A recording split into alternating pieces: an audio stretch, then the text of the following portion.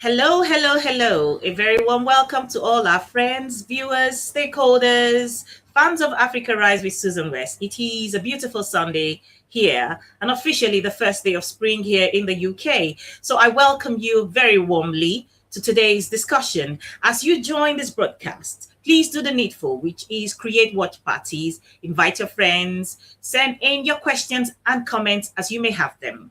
And of course, if you haven't liked, followed, or subscribed to our channels, please do so. It is Africa Rise TV on YouTube. It is Africa_Rise.tv on Instagram and SWOB21, SWOB21 on Facebook.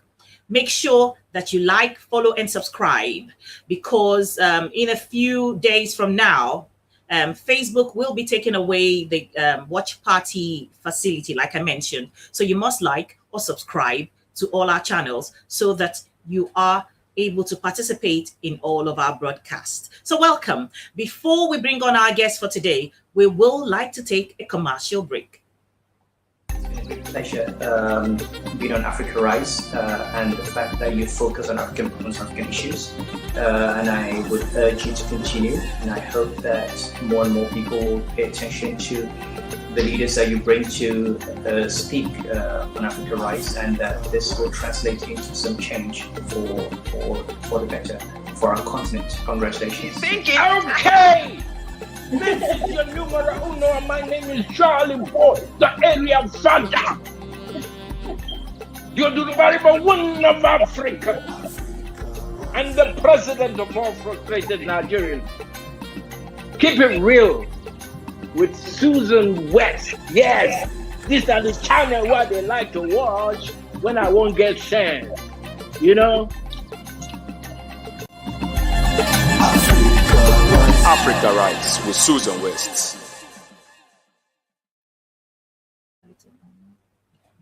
Welcome back.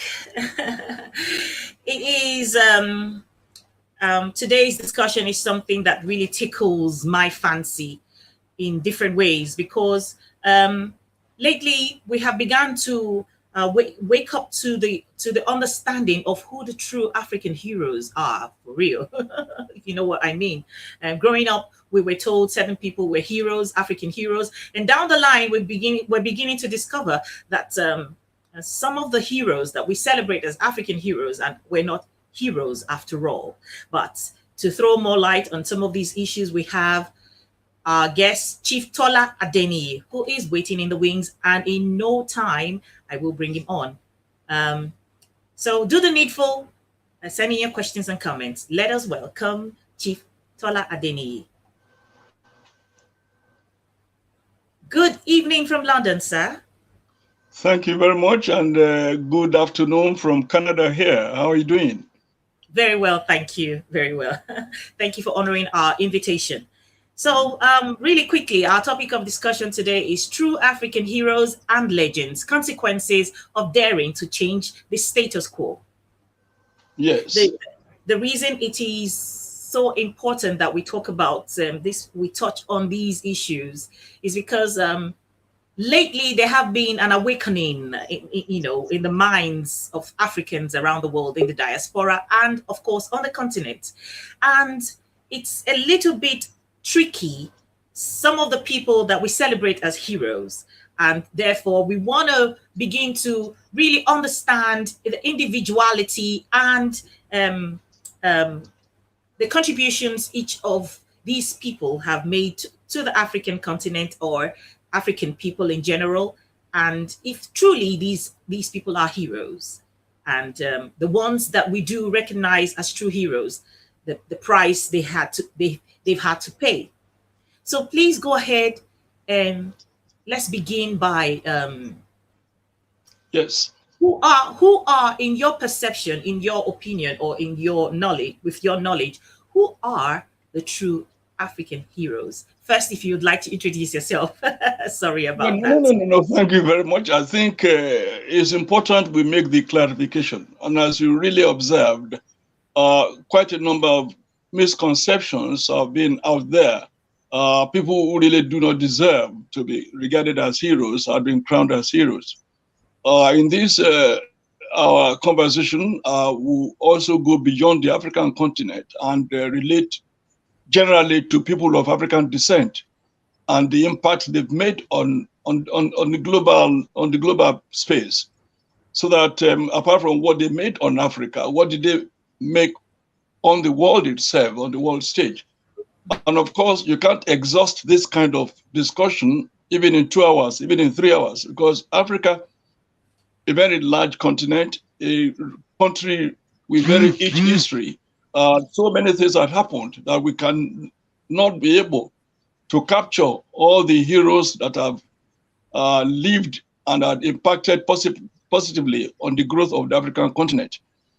I also want to let us realize that for too long, or let me say in recent times, people really mix up who hero is, because they think, because politics has dominated our conversation for very long in the recent past, people tend to see politicians as heroes. Where if you ask them to mention heroes in Africa, they probably mention, if they're going to mention 10, 9 will be politicians, and that shouldn't be so.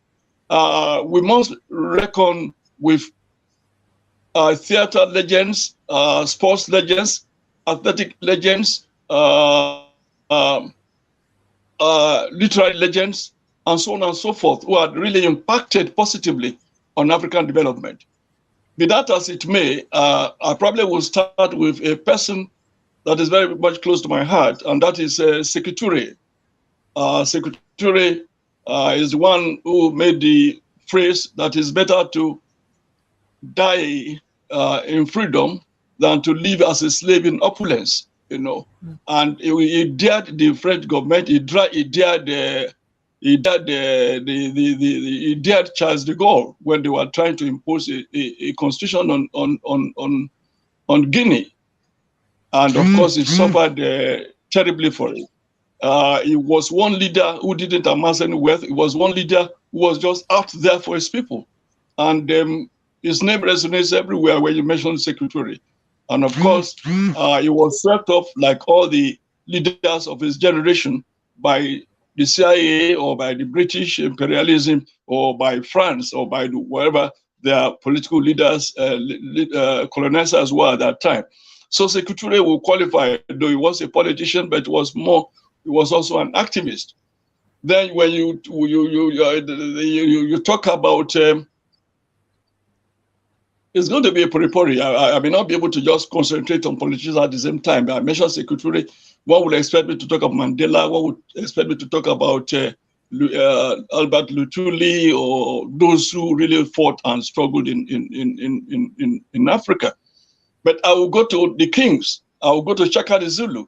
Shaka the Zulu suffered a lot. Again, he wasn't a politician. He was a traditional ruler. Shaka the Zulu is one great hero of Africa, and his struggle, which then was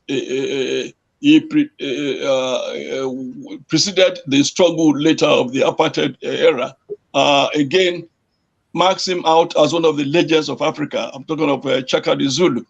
And along that line, I will talk of Jaja of Opobo.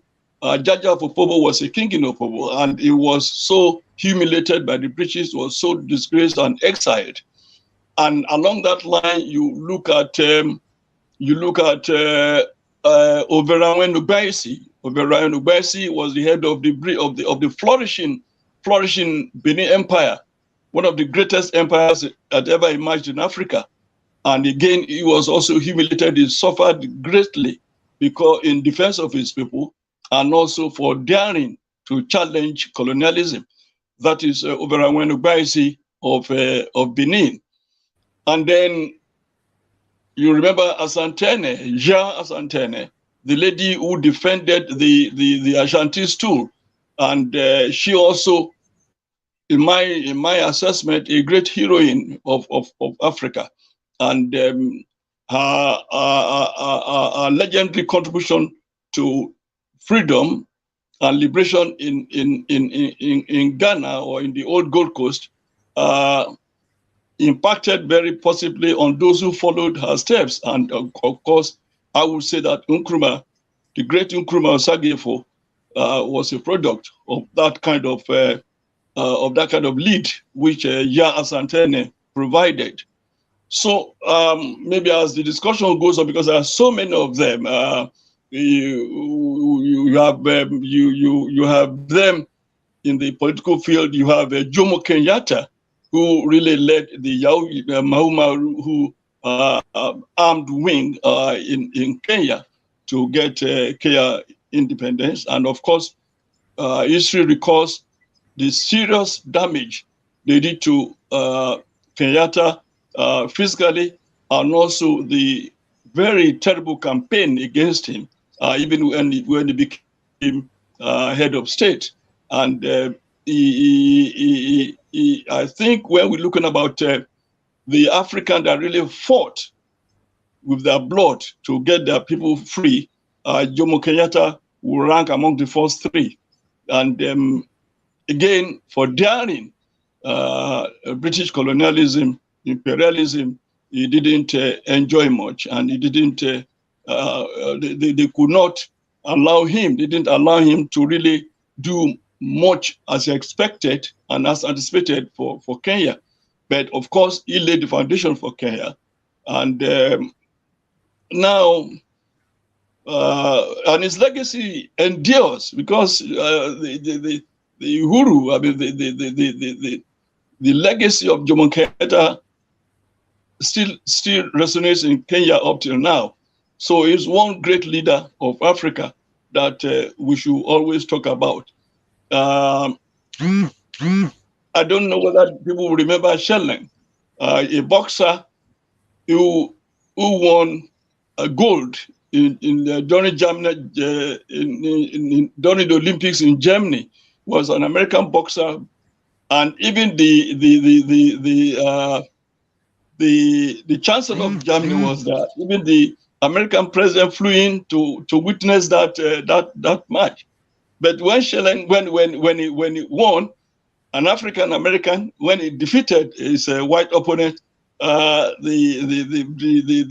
American president probably walked out of the arena because they never expected that an African will achieve that kind of feat, and so on and so forth. In that field again is Muhammad Ali, the most recognized face on the globe till tomorrow.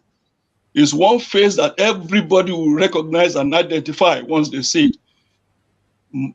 Better than James Brown, better than even Michael Jackson, is Muhammad Ali. And why? He was a philosopher, a poet, but more than that, he inspired the youth. He let the world know about the resilience of the African, the resilience. They humiliated him, took away his birth for 2-3 years, and he came back and still established himself and won in Congo Kinshasa, in Zaire, in his legendary fight.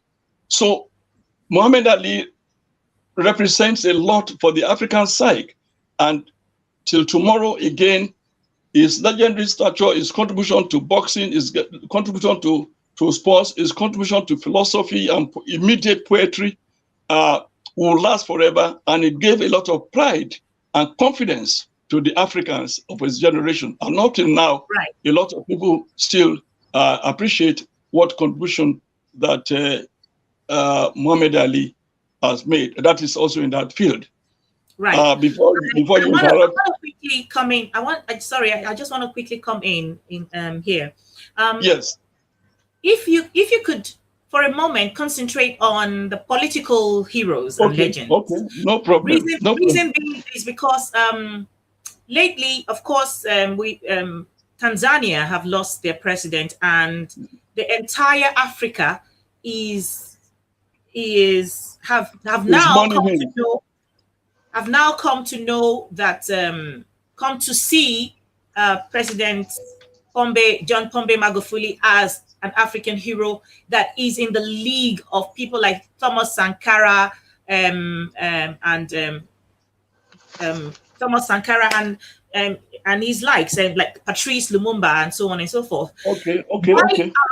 why is it that the ordinary Africans or Black people consider certain people as heroes on the African continent or in the diaspora, whilst mainstream, the elites of the world consider a certain group of people as heroes and don't recognize the people like Magufuli, people like Thomas Sankara, people like um, uh, um, of course Kenyatta, Jomo Kenyatta that you have mentioned. Lumumba.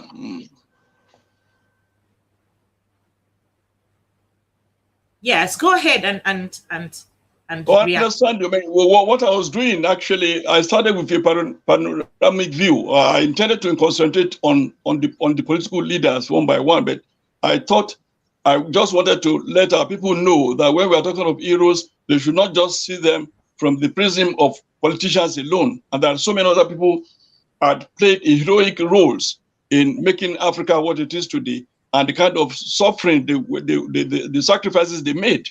And that was why I jumped from this and that and so on. I understand you, and I actually wanted to concentrate on that.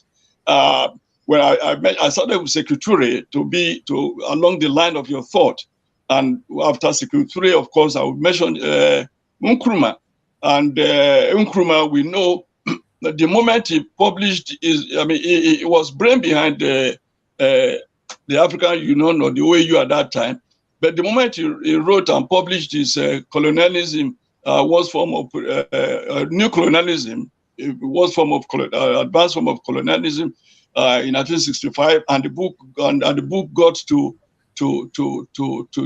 was published in the U.S. The CIA seized on it, and then that was the beginning of his problem. And because of that book, they planned to overthrow him, and they did overthrow him.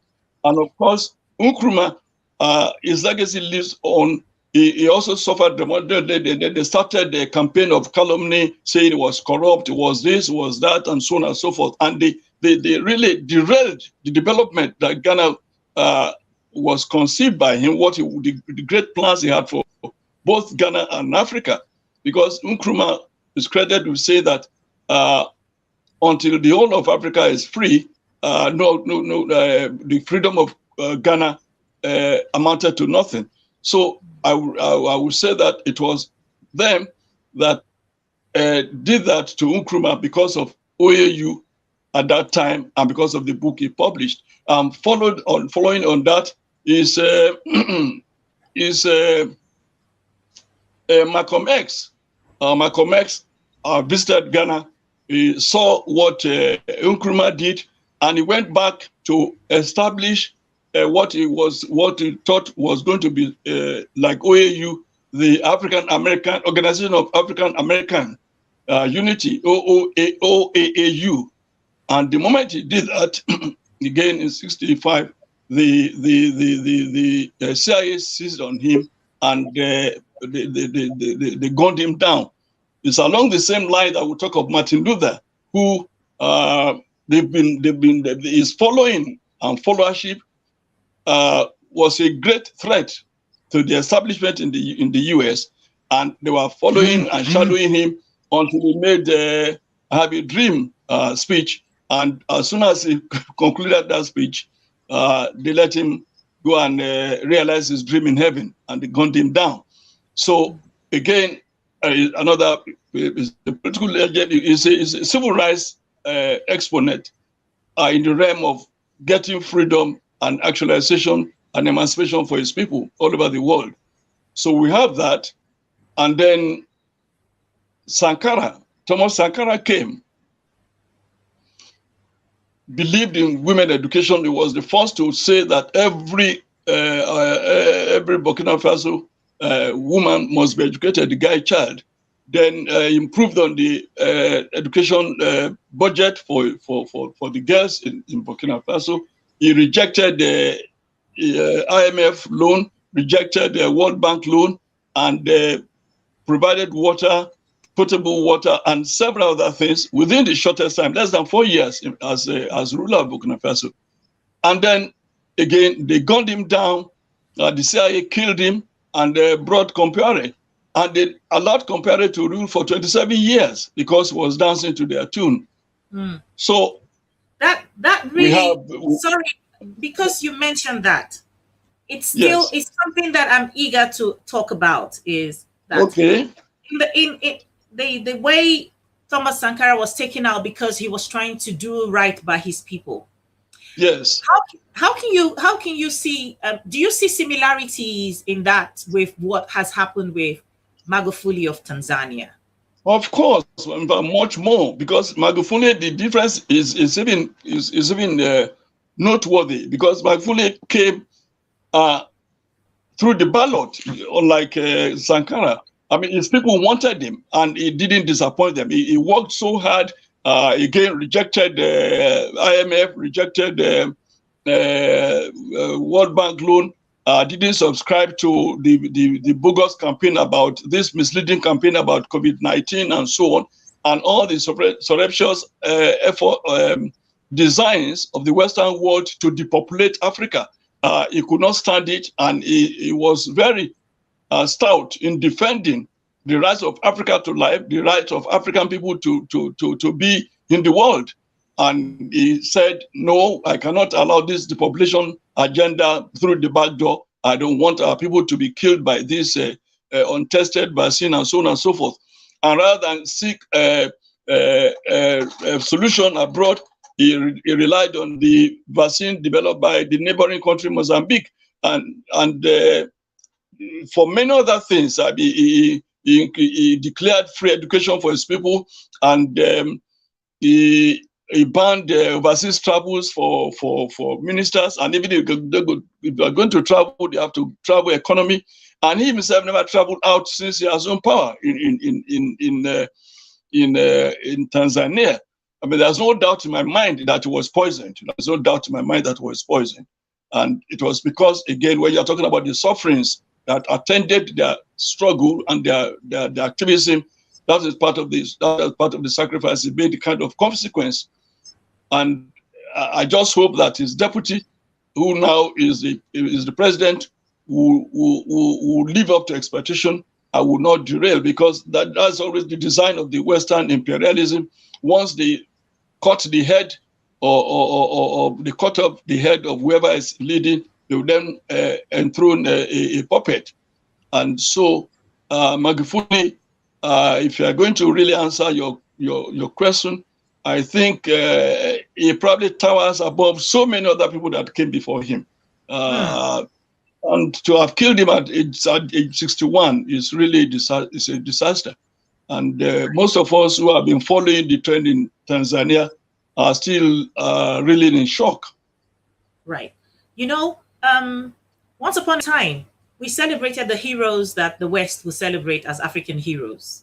You know, so who are on a table of true African heroes on this side, and the African heroes that have been projected by the West for us to celebrate? Who are the names, or who are the people you can call and say these are actually true African heroes in the right sense of it, not just because the West have projected them to be African heroes? Before you go there quickly, sorry, I'm just going to take a read from Facebook. Andy Kagwe Obeya says, Kenyatta didn't struggle without Kimati. Kenyatta even betrayed Kimati. This is the problem we have, where on this side, you're talking about a particular individual as a true African hero, and then someone comes up with this other side of the story. So please go ahead and talk and react to and respond to my question. Well, that will not surprise me. I mean, it is a major problem or major challenge of African consciousness. Some call it jocularly as pull him down, a PhD, that Africans are very adept at pulling down their heroes, at pulling down their great people. That's neither here nor there. I don't know how to defend it. I don't know how to categorize it, but it's very common with the African to, I won't go as far as saying betray, to want to denigrate their great leaders, usually out of jealousy, out of envy, out of bad blood, or what they call in Luther parlance bad belly. Yeah, I mean, there's nobody that will emerge in any society that will not have detractors or will not have some faults. I mean, we're not saying Jomo Kenyatta was God or he was an angel or whatever. Every leader, as a matter of fact, the greatest leaders in history have been leaders who are firm. They have been leaders who didn't allow for any nonsense. I mean, those are the great leaders, people who have been able to make society great. And when we talk about the creator, I always say that even God himself is not democratic. God is a dictator. And that's how he was able to create the world and create it in this order version. If God had submitted the creation of the world to debates and so on and so forth, maybe the moon will be somewhere and the sun will be on it, and the Jupiter and all that, they'll be quarreling and they'll be struggling and so on. But God dictated and created everything without consulting anybody. And that is why you have the nose will be where the nose will be, the eyes will be where they should be, and that's what has all been. So the earlier the African elite or the African people generally recognize and appreciate the fact that allow your leader, once you know that he's sincere, once you know that he's genuine, once you know that he's committed, allow him to lead the way and follow his path. And if you don't want to follow, just keep quiet and let him lead. As long as he has the majority supporting him, queue in. And if you don't want to queue in, just stay. I mean, there is the beauty of democracy. But to expect that Jomo Kenyatta will not have any criticism or any critic is to expect an unusual thing. Even Thomas Sankara, even Magufuli, there are a few pockets of critiques when we are paying tribute to him. Somebody was saying that his human rights record was not right. I don't know what human records they're talking about. And is just along the line you are saying that the West want to tell us who should be our hero. They want to tell us that human rights, corrupt, and so they always use the words corruption, human rights, and so on to denigrate our leaders and to paint them black in our eyes. Whereas those who are doing so are not better. I mean, when they talk about human rights, I don't see any country that has a worse record of human rights abuse than America. That in spite of over 50 million demonstrating that they didn't want to go to Iraq, the government still went to Iraq. You know, so what human rights are they talking about? What democracy are they talking about? And the press there is so compromised, and yet they will tell you that there's no press freedom in other countries, when we know that is the winner takes all when it comes to the press in the US. Right. Real quickly, everyone watching, please join us through Africa Rice TV. I can see there's some people in my back studio. We can't see what you're typing in. Please go to Africa Rice TV on YouTube or Swab21 on Facebook and join us and make your contributions via those places, those platforms. I'm going to take a quick read from YouTube. WSR1.tv says, African leaders willing to change things and govern honorably are always quickly sent to eternal oblivion, while a mediocre will enter and remain comfortable for years without relinquishing powers. You know, now that we've come to that place to understanding that one of the pointers to know that someone is compromised is when he's celebrated on mainstream media, Western mainstream media. Once they carry someone who is an African and begin to sing his praises, those are one of the signs you begin to tell that this person is compromised. Because we were watching the entire Tanzania was in mourning. You can see a leader that was well loved and very popular. Unless I missed it, we didn't see anything about Magufuli's death on CNN. I'm not sure about the other mainstream media. It wasn't there. I didn't see it too. I looked out for it and I didn't find it. It wasn't there. It wasn't mentioned at all. Right. So when you begin to see someone wrote something that I can't remember where I saw it. Someone was talking about Gaddafi.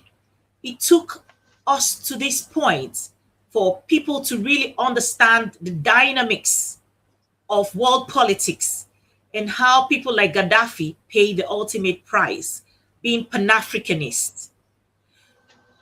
In your studies and knowledge of African politics and history, would you consider people like Gaddafi, what's his name, the one from Zimbabwe, the late president of Zimbabwe, what's his name now? Well, will you consider people like that as heroes, true African heroes? Well, certainly yes. Especially Gaddafi, whom I met on one-on-one. I mean, 673, 74, thereabout.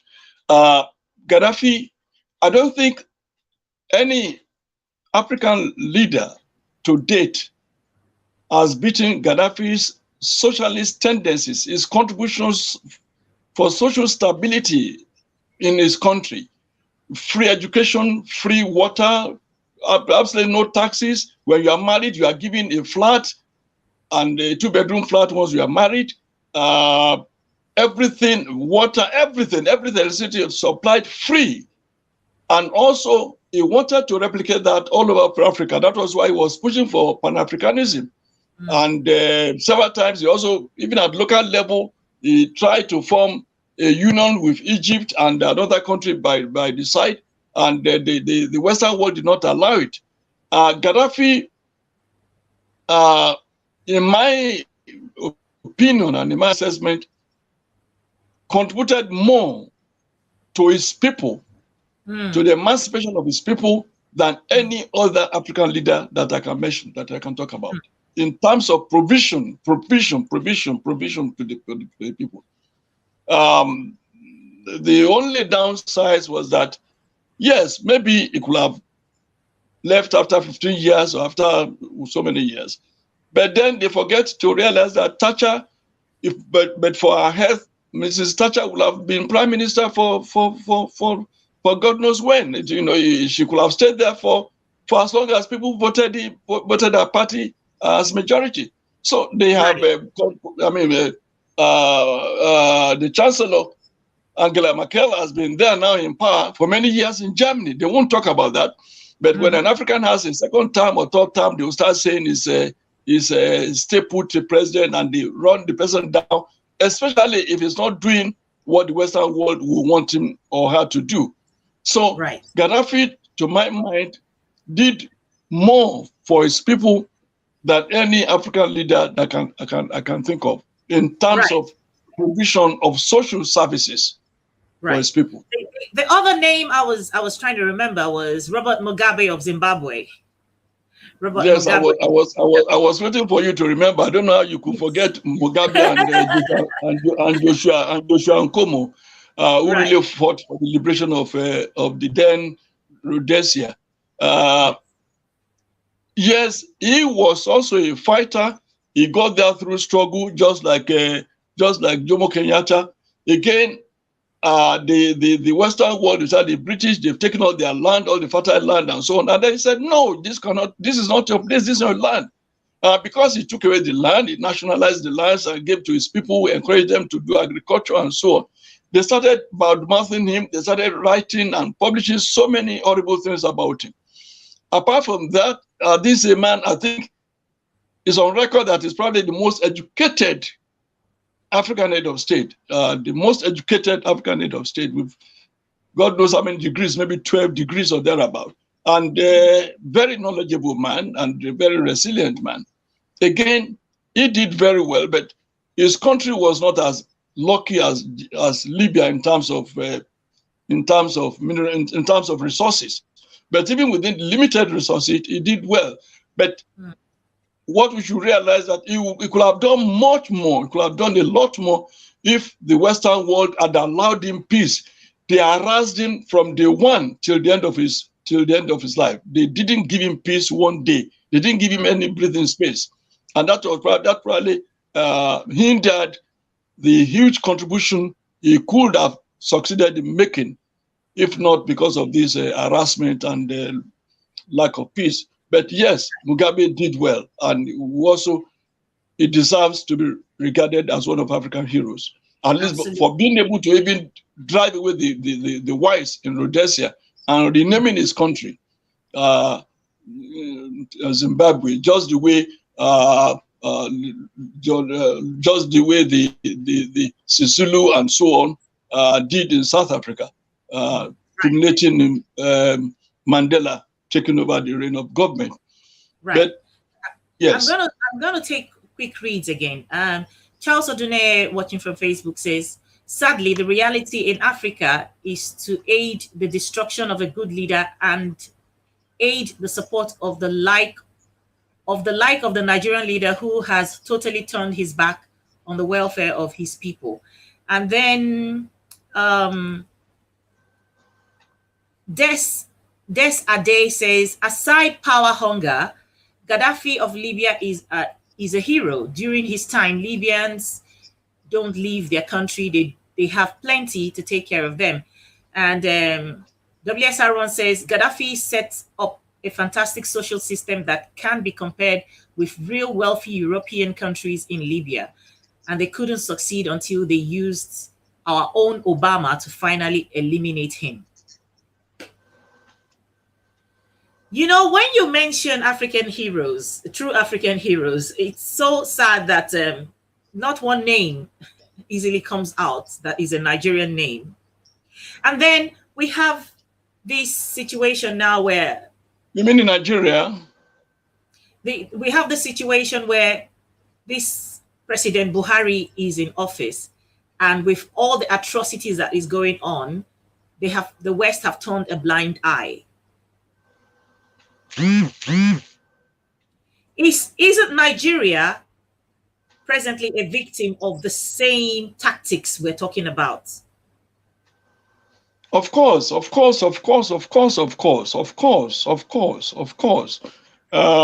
mean, I really wanted to avoid discussing Nigeria because Nigeria is a disaster. But be that as it may, they started by destroying Abat Macaulay, and who could have given a great start to Nigeria with his NSNC before he was mysteriously killed during his campaign in the north, and then they put Zik in, and they also compromised Zik by making him just a titular head of Nigeria, triggering him to be a very powerless governor general. But before I answer your question frontally, I want to say that Nigeria didn't lack heroes as such. I would want to mention two that I regard as heroes. I mean, three. I've mentioned about Macaulay. I will mention Aminu Kano. Aminu Kano was a pure Fulani man, 100% Fulani, and born into upper middle class. But in spite of that, he fought feudalism to the last, and allied with what they call the Talakawas. He believed in the poor people. He tried to open their eyes and to ask them to recognize and appreciate their places in history. He was not Hausa, but he was not happy the way the 7 Hausa kingdoms were destroyed. That's Aminu Kano. So I would regard Aminu Kano as one of African heroes that probably not particularly recognized. I will also go to a man called Obafemi Awolowo. What Obafemi Awolowo did was giving education to the people, because he believed that education will free you. Education will make a poor man become a king. Education will make the child of nobody to become somebody. And that, to me, giving free education, giving free health service, and so on and so forth to his people, would, in my estimation, promote him to the level of an African hero, even though he never became the head of state of the place, the contraption they call Nigeria. Right. So that we don't make today's broadcast all about Nigeria, I will try to stay clear from asking questions relating to Nigeria. And Exactly. I didn't want to talk about Nigeria because what am I going to talk about? I mean, the Western world really, they sent away Jonathan, and I was one of those who sent him away. Right. Des Ade says Africans know their heroes. The West announced their accomplice as heroes. And by accomplice, I mean those who aid their corrupt practices and help them to cover their corruption. Roti Tola, watching from YouTube, says a true African hero of a Nigeria descent was Chief Obafemi Awolowo. His efforts and foresight to develop Western region was of no equal parallel.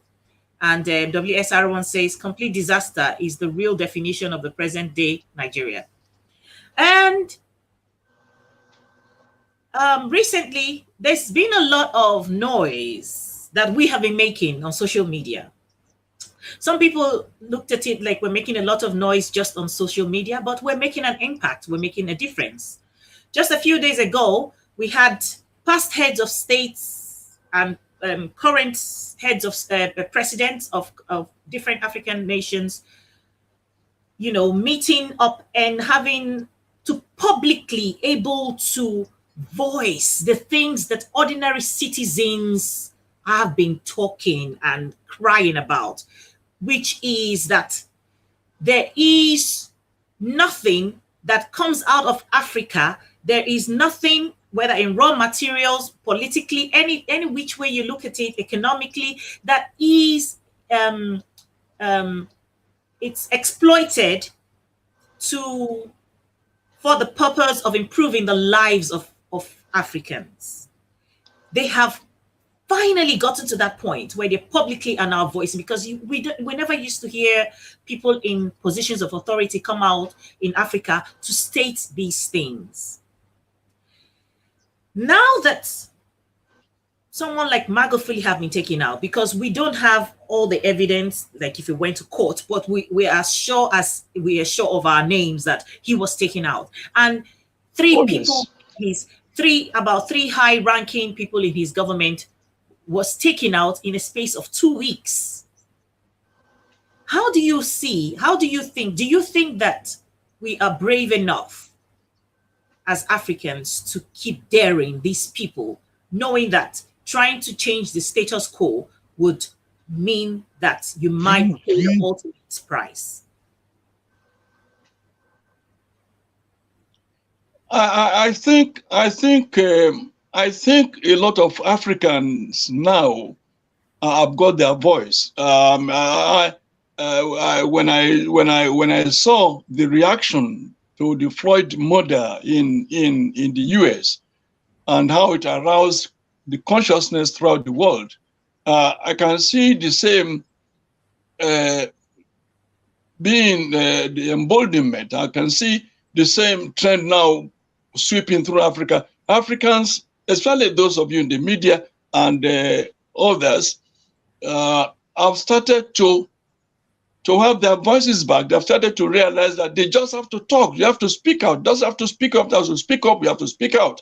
And they should. The kind of fear that was in the air a few years back are disappeared. People are getting more emboldened now to challenge the status quo, and I'm sure it's yielding fruits. And what has made this so is because of insecurity that has gripped most parts of Africa. The entire West Africa is in serious chaos, insecurity-wise, and the same thing with Central Africa. And so the common people, led by the educated elders and compatriots, are speaking out. That they're saying that we cannot continue to keep quiet and allow politicians to ruin our lives, because whether we like it or not, is the politicians that are being pampered and protected by the West, by the colonial people, that are actually doing Africa a lot of damage. Because until recently that they are trying now to repatriate money, all the money, even when they say that repatriating money is stolen from Africa, who encouraged the money to be stolen? Who encouraged the money to be kept? Because in the place I came from, they say the man who steals something from a jar, somebody who steals something from the ceiling, is not the thief, it's the person who aids and abets the stealing.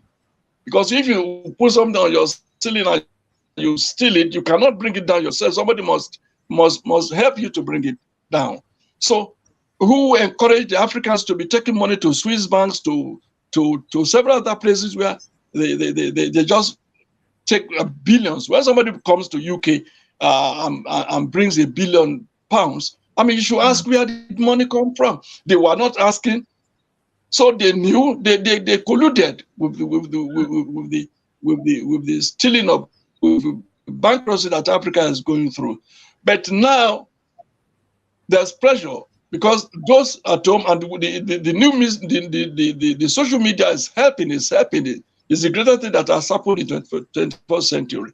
There's no more hiding place, and so I reckon and I hope that sooner than later, most politicians, and they're in the majority, who have put padlock in the mouth of so many people, will now be forced to unlock those padlocks, and the padlocks themselves will get broken, even if they unlock them.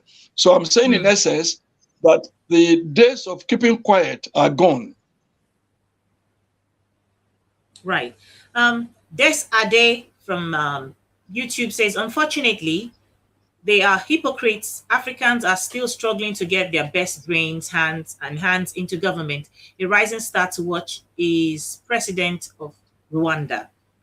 We've been a bit concerned for his safety because he's doing so well. Roti Tola says, another problem with our African leaders is the failure to understand how to deal with the Western countries' domination tricks, white mailing, and dubiousness. And Desade goes on to say, in the UK, you can bring in any amount of money because UK know that you won't be able to get it out whole. Yes. It's true. Absolutely. How do we begin to make sure? Of course, they will use violence.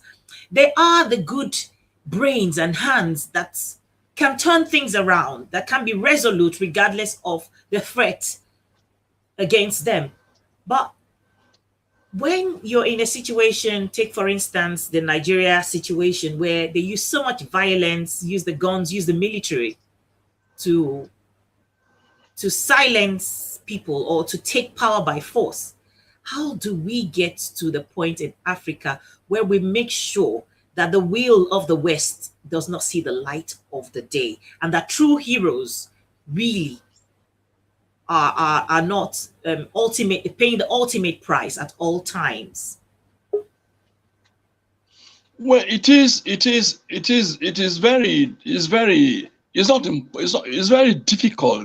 very difficult in the sense that the Western world has used one great weapon, and that is poverty. They've impoverished, in collusion with our own people, they've impoverished majority of African citizens by exploiting our minerals, by taking our things away, by all sorts of things. African, and then by making stupid African leaders to take so much loans, the loans that they know they can never be able to repay, and therefore adding more to the burden, to the poverty burden of Africa. So when you are so poor and so weak, your ability to fight is diminished. And that is what is really happening. And that's why quite a number of Africans those who are lucky to be able to escape out of the country. That's why they are running away in drones. Poverty is, when you are poor, you cannot think right. Poverty is so pervasive in that continent, and more so in Nigeria. Nigeria is so wretched, so poor. Nigeria is so poor, and when you have a currency that is worse than toilet paper, I mean, how do you expect anybody to breathe? How do you expect anybody to fight? When in '86, 1,000 naira was 1.75. What is it? 1,000 naira was equal to $1,750 just in '86. And now you have a place where your 1 million naira is just 2.5 thousand, 250, 2.5 thousand. What is it? Is it just 2.5 thousand? Dollars. How do you breathe? How do you reconcile that? So poverty has been used as a great weapon to weaken everybody on the African continent. Unfortunately, those who rig themselves into power using the combination of money and brawn, that is, they use thugs and they use the money embezzled, are so entrenched that it's very difficult to dislodge them. What can dislodge them, I think, is strategy and tactics, which again you don't really discuss on television, on radio, or in newspapers. There must be some strategy, there must be some tactics that the educated elite in Nigeria and in Africa will have to use to be able to unseat all these people who have ruined the continent, and particularly the Nigerian country. It is the brain, it's brain. Right. Knowledge is still the most powerful weapon on earth. Strategizing. Yes. And I'm going to take some reads. Everyone watching, if you haven't liked, could you please cue the sound coming from your other device, because it's bringing feedback, Chief Tola. What? I think you have a second device that is playing back. Can you cue the sound in that one? No, I don't know. I don't have anything talking on my phone. Where are we getting the feedback from? Please like, follow, and subscribe if you're watching from YouTube. No. I think there's a problem. I can hear my voice. Not from my end, because I didn't touch my phone. I didn't touch anything.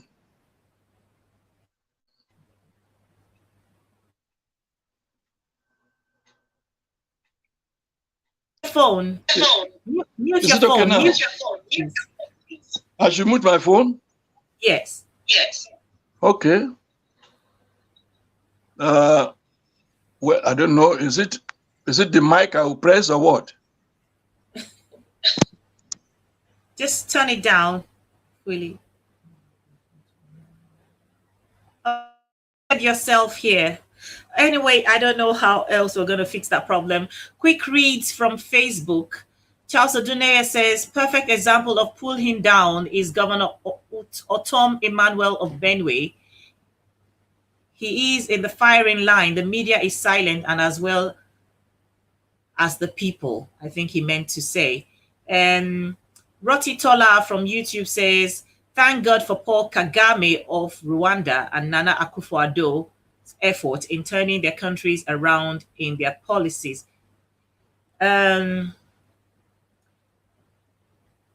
WSR1 says, the fact is that the money never actually returns. What they do is liaise with Western players and lawyers to their debts, and the funds move into their various personal accounts again. Yesterday, Aniko Lakbo Lebi Koka says, why did you oh no, the link is for the guests. Sorry about that. There was a mix-up there. Chief Tola, if you can unmute yourself here, you can go ahead and continue talking, because there is a bit of confusion. We can't hear you now. Can you unmute yourself again?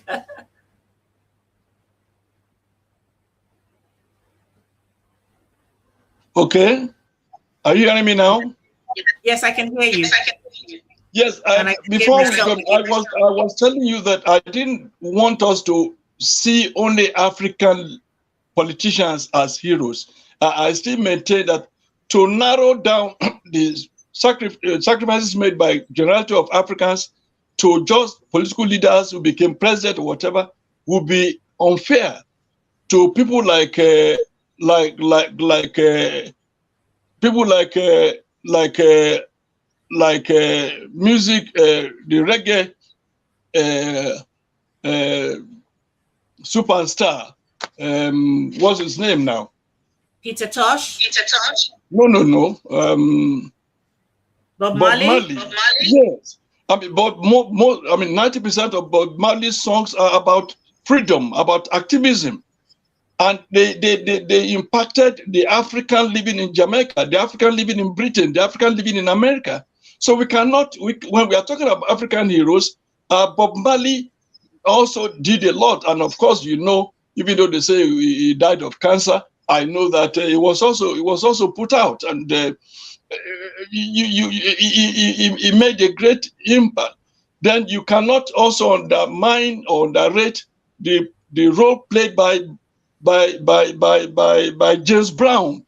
I'm black and proud is a slogan that was popularized in the 60s, and it also emboldened Africans in the US. So you cannot, I mean, like I always argue, James Brown might not have been wealthy or as popular as Michael Jackson, but in terms of heroism, James Brown towers above Michael Jackson. Jackson was a great entertainer, probably the greatest, but was not an African activist. So when we are for this particular subject we are discussing, we are talking about African heroes. James Brown towers above Michael Jackson, even though Michael Jackson made more money. So I want to say James Brown is an idol that we should also mention when we are talking here. And of course, Fela Anikulapo Kuti of Nigeria also, in my estimation, regarded as an African hero. Yeah. When you like you mentioned, there is not one single leader. Oh Lord, where is that feedback coming from? It's not from me. I can tell you. I can assure you. Not from here. When my line of thought. When you look at, because you did mention earlier about there is no one leader that is as holy as God. Yes. So when we talk about when we talk about African heroes, people like Marcus Garvey, Malcolm X, Martin Luther King, and their lives. What are the contributions as an ordinary citizen, not as a public office holder? Do you think that they did that impacted or changed anything for Africans around the world and also continental Africans? Well, for instance, we have an African public servant that taught the world how to work for a better world, a better organized world, and that is excuse me, that is Kofi Annan. Kofi Annan, for an African to become head of the world government is something remarkable, and in his time, he did impress on the world that a better approach to managing humanity could be attained. And of course, it was not popular with the United States at a point in time. So I would reckon that you cannot but mention Kofi Annan. You cannot but mention Mfalele, the first African to become a professor in South Africa. He was also an activist. You cannot forget such as a hero of Africa, or Wole Soyinka, the Nobel laureate, I mean, inspiring African writers of literature. Chinua Achebe didn't make Nobel Prize, but he popularized African literature with his first novel, Things Fall Apart, in 1958. So there are people in several areas that I would regard as African heroes. You've mentioned John Lutuli. We have Desmond Tutu. This lady, Wangari Maathai, the first Kenyan woman Nobel Prize winner or laureate. We have to mention these people because they are heroes. They are heroes. They are heroes. They are heroes. We cannot, but also mention in Africa or in Nigeria, Fulayona Somkuti. She also symbolized women resistance in her time and led the revolt in Abeokuta that sent a king into exile. So these are people who, though they now became head of state or head of government, but they impacted on the African psyche. They impacted on their immediate community in the immediate society. And they enhanced the value of the African mind. And to my mind, such people should be discussed and mentioned when we are talking about African heroes. Right. Tola says, no, Desade says the system is fine. So I don't know why I'm getting my own voice back from whenever I talk to you. I don't know. Ask your technician there, because unless you want me to mute my mic again, which I will do. We need to hear you when you talk. So, Desade says Africans worship money. Other people love money. The people that love money want to reinvest money to gain return. Those that worship money want to use it and store it into that. And Roti Tola says we should not lose sight of is the role of good justice system plays in the development and growth sustenance of a country. Justice is crippled in most African countries. And Charles Adeniyi says they all offered self-love and consciousness of our African heritage as well as fighting for the emancipation of the African race. If you notice, when you were mentioning the names of all these heroes, whether they're political heroes or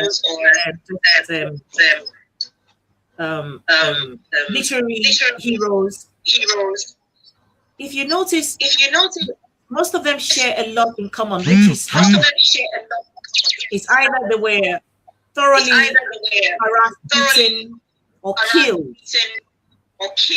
In your opinion, why do you think that Wole Soyinka won the Nobel laureate for literature and Chinua Achebe didn't?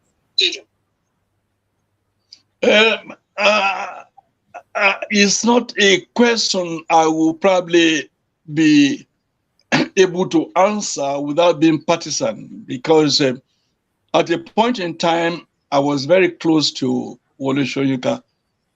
At a point in time, I was very close to Chinua Achebe. In fact, I claim the credit of being the first person to adopt Things Fall Apart into stage and television play in 1965 after meeting him, and also spent a week with him during my honeymoon in Nsukka. So I wouldn't know.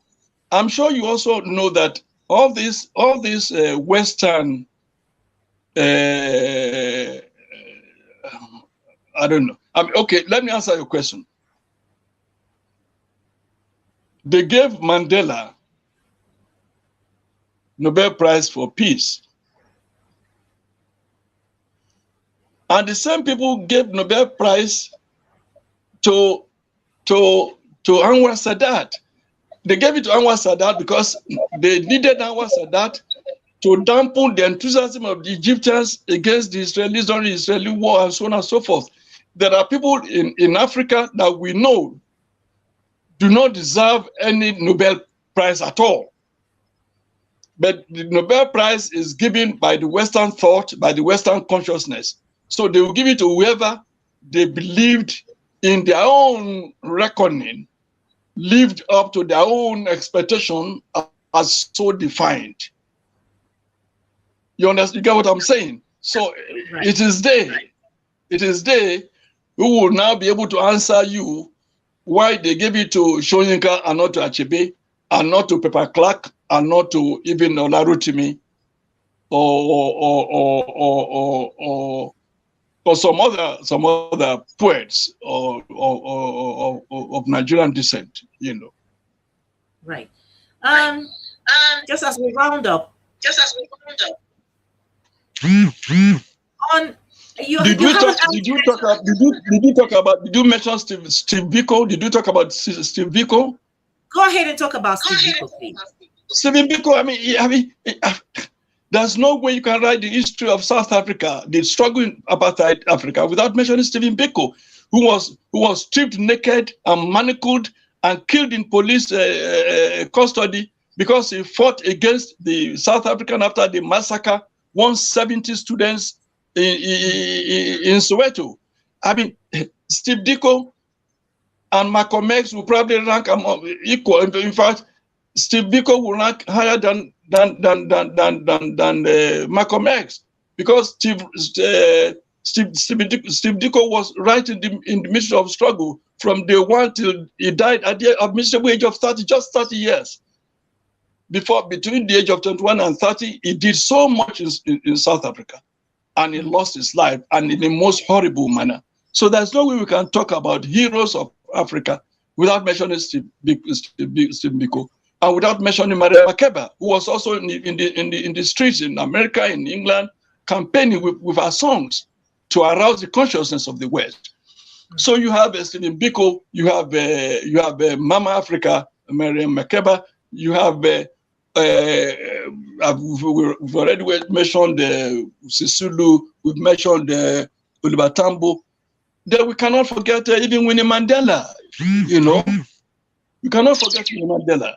That throughout the time my husband was in concentration, a young woman of just 20-something plus, when the husband was arrested and imprisoned, fought until the husband came back from jail.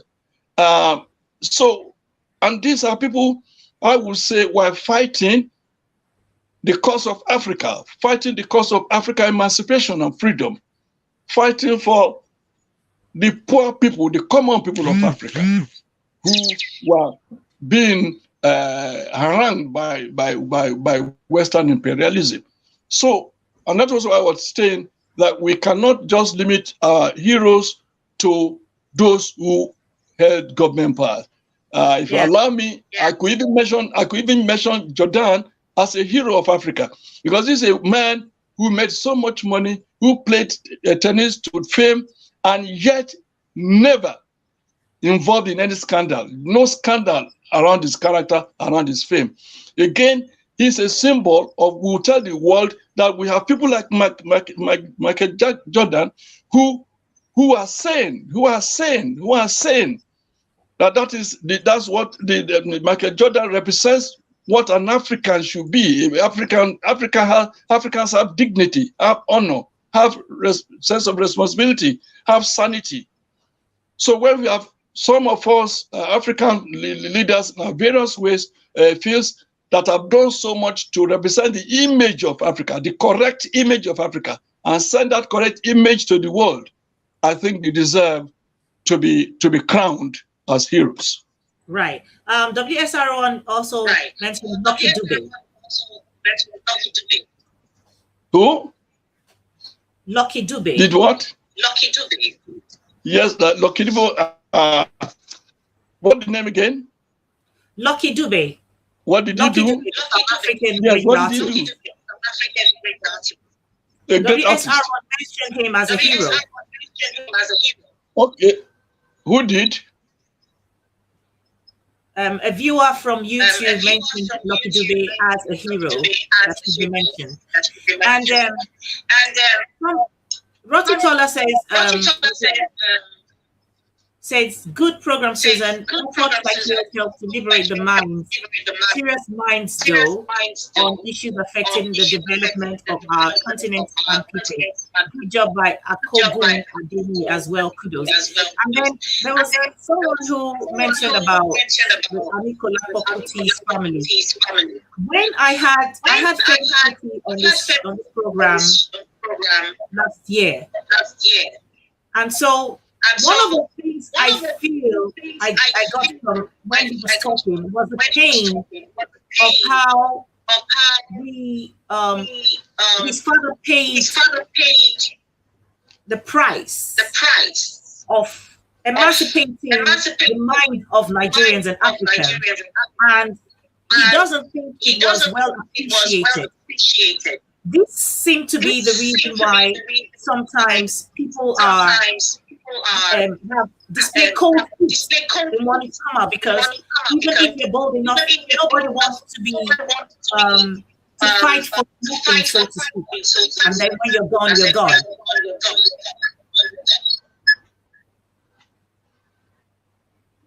Yes. Was that to be a question or an observation? It's just an observation that you can react to. Can you come again, please? This thing of African heroes or people laying their lives or coming to the forefront to raise their voices, and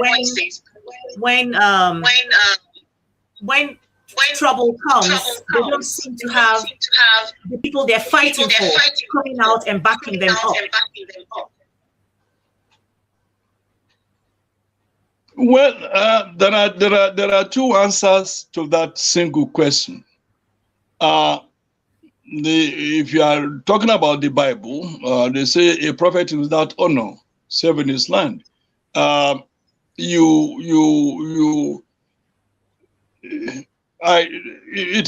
is true, but you also had other people. I mean, Jesus said that.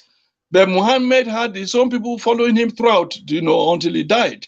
So he said it depends. It depends. But anybody who is fighting for people should really not be concerned about whether your people are going to show appreciation, or they're going to applaud you, or they're going to criticize you. Just do as your conscience directs you for the people, and do not wait for any remuneration, either by way of praise or by way of money or by way of anything material, either in your lifetime or after life. Excuse me. When you want to serve your people, you just serve. But Kuti's observation might be right, that sometimes when you are now in trouble, those you are fighting for may jettison you, or even show lack of appreciation, and so on and so forth. Yes, but it should not deter anybody who has made up his or her mind to serve his or her people's interests to stop doing so. Right. I wish we could go on, but the feedback I'm getting from, I think there's something you can do to your phone, but you don't know how to do it, because it's really it's become troubling. When I'm it must be from some of.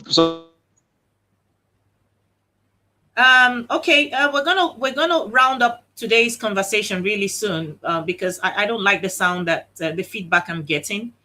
If you swipe down from your phone, sir, if you swipe down from your phone, you can swipe down. I'm not sure the kind of phone you're using, and then mute the volume from there, from your phone. Maybe that will help. Charles Oduneye from Facebook says, God bless you, sir. From the perspective of the West, anywhere white people are mistreated, sanctions, and in some cases, military actions are taken. This is because they see themselves as one wherever they find themselves. And Roti says, I listen to PBS Detroit regularly. Most of the musical clips they use for intermissions are Grime and Fela Anikulapo's album. Right. And Charles also goes to say, so it's not fair to only view African heroes as only those in the continent. On the continent, he means Marcus Garvey, Louis Farrakhan, etc. Des Ade says, Susan, don't be, oh, I shouldn't be stressed to adjust the sound. Thank you. Roti says, we Africans are capable to make impact in the development of our continent.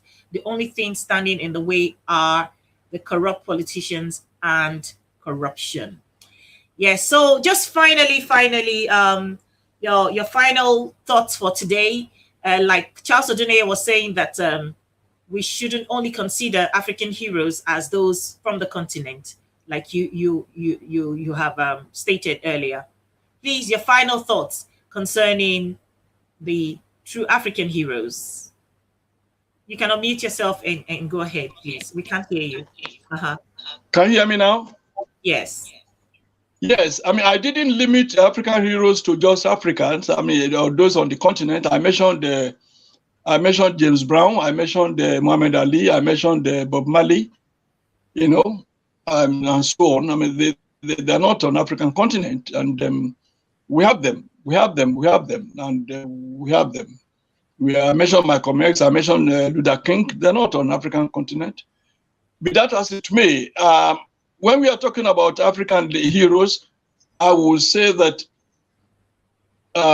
those who are listening to this program and watching this program should aspire to live in their own small or big ways, aspire to leave indelible legacies for themselves and for their children. As Africans, they should all aspire to be like Magufuli. They should aspire to be like Bembela. They should aspire to be like Nkrumah. They should aspire to be like Aminu Kano. They should aspire to be like Awolowo.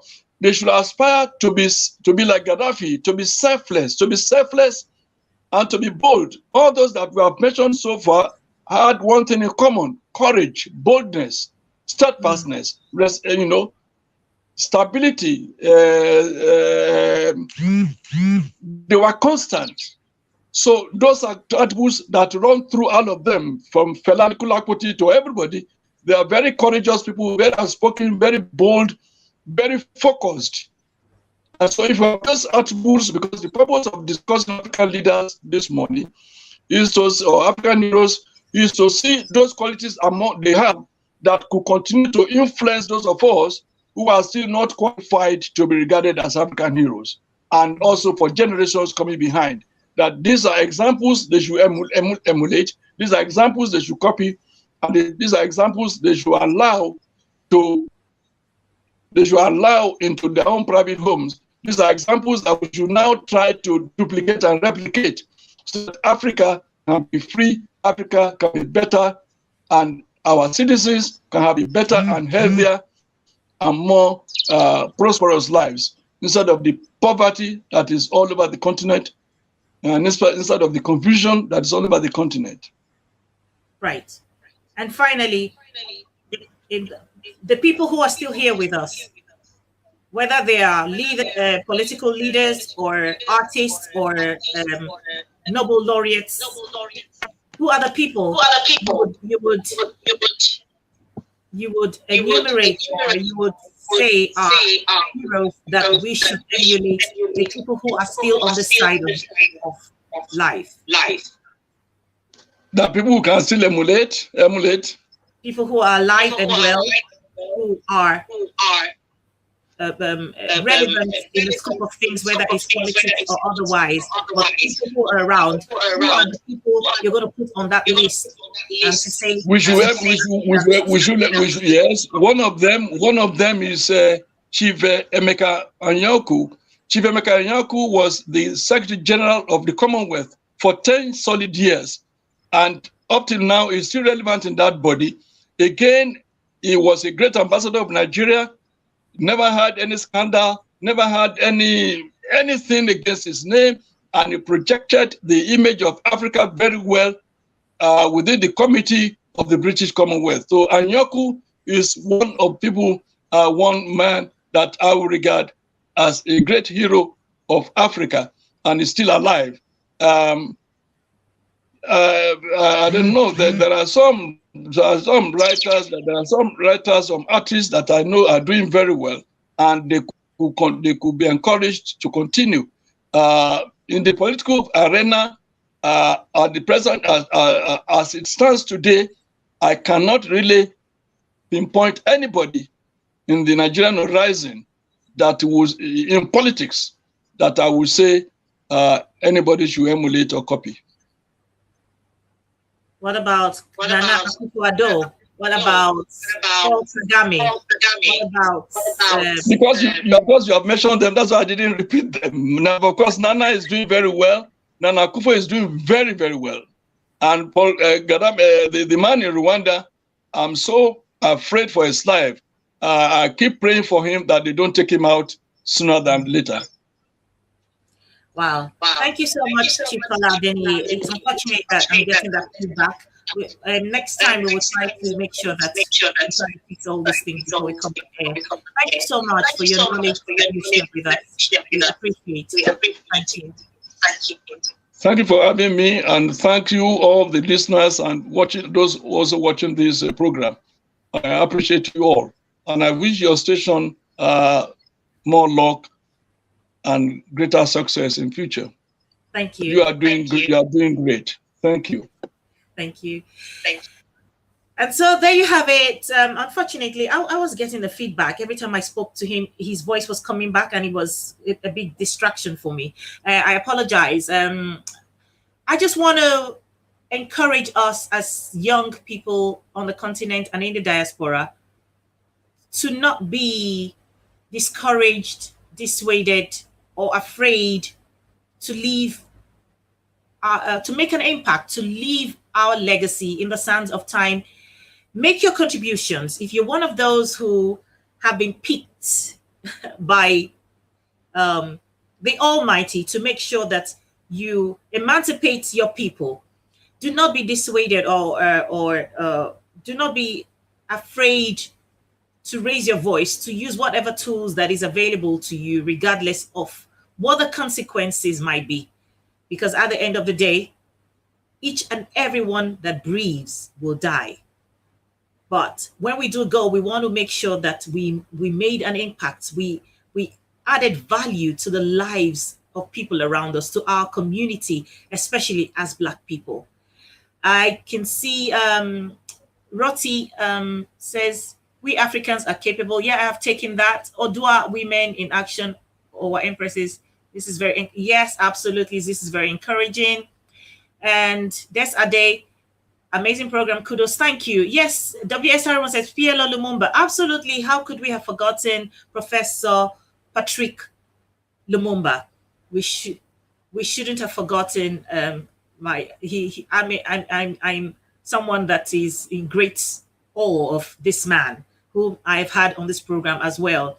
Odua Women in Action says, I believe if we remove corruption and selfishness from our attitude in this nation, things will go on well. It's so sad that we are all encapped by selfish leaders. Absolutely. But there are unselfish people, the incorruptible people on the continent and in the diaspora.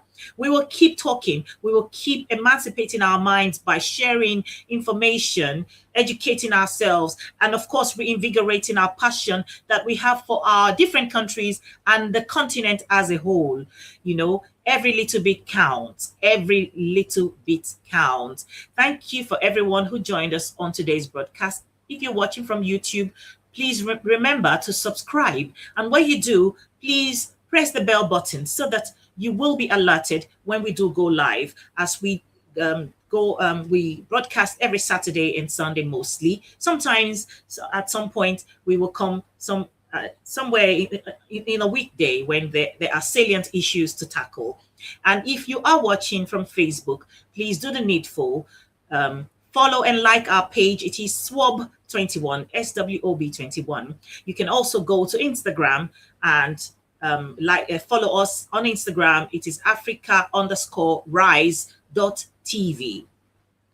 And so I will see you again next week. We should not be discouraged by the feeling of helplessness, because as Africans, we feel as though we can only do so much before we're taken out. The truth of the matter is, everything that has a beginning surely does have an end, even evil. I love you all. God bless you. It has been Africa Rise with Susan West today, and I will see you next Saturday and Sunday. In our usual manner, I will be announcing who our next guest is going to be as we go into the week. Thank you so much, and God bless you. Bye-bye.